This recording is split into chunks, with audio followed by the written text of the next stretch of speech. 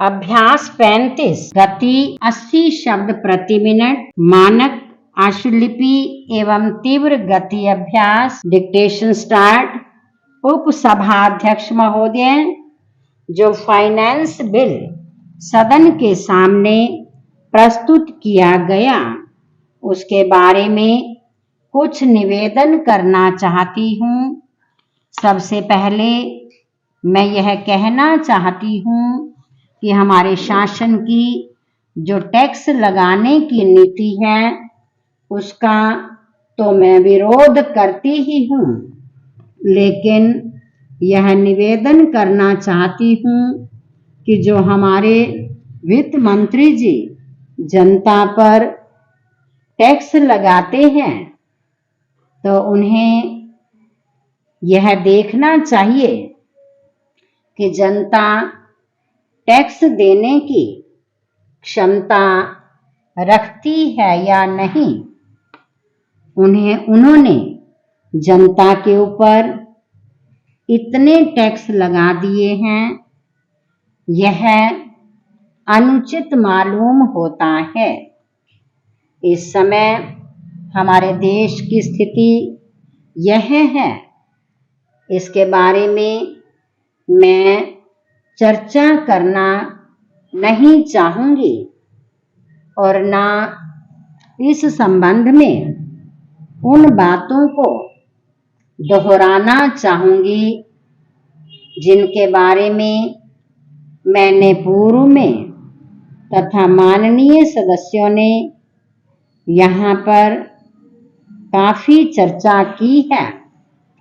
किंतु इस विधेयक की जैसा कि यह है उस हिसाब से देखें तो ऐसा लगता है कि हमारे माननीय वित्त मंत्री जी का केवल एकमात्र लक्ष्य यह था कि इसमें इस तरह का संशोधन किया जाए जिससे पैसा अधिक से अधिक प्राप्त हो सके। यह बात अवश्य है कि हमारे माननीय मंत्री जी ने इस बिल द्वारा यह कोशिश की है कि निर्यात करने वालों को ज्यादा प्रोत्साहन मिले, पैसा बचाने वालों को पैसा बचाने की दिशा में ज्यादा प्रोत्साहन मिले। लेकिन इसके साथ ही साथ उन्होंने अधिक मात्रा में टैक्स द्वारा पैसा प्राप्त करने का प्रयास किया है।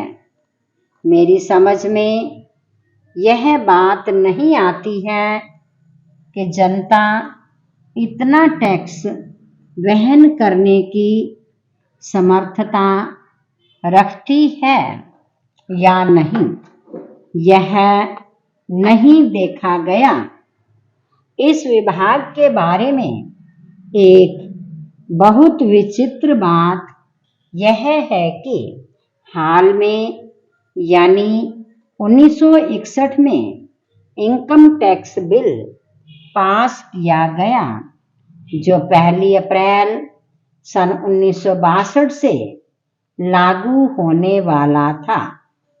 इस विधान की अच्छी तरह से शुरुआत भी पूरी तरह से नहीं हो पाई कि उसमें अनेकों संशोधन करने पड़ गए हैं।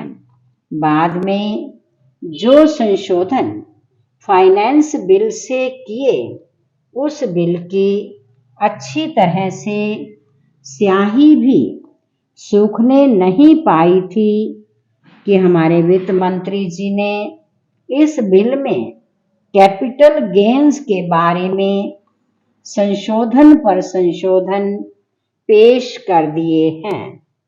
कैपिटल गेन्स के बारे में इस बिल में मुख्य परिवर्तन किया गया है। इससे ऐसा लगता है कि हमारे वित्त मंत्री जी का विभाग एक निश्चित योजना बनाकर नहीं चलता है।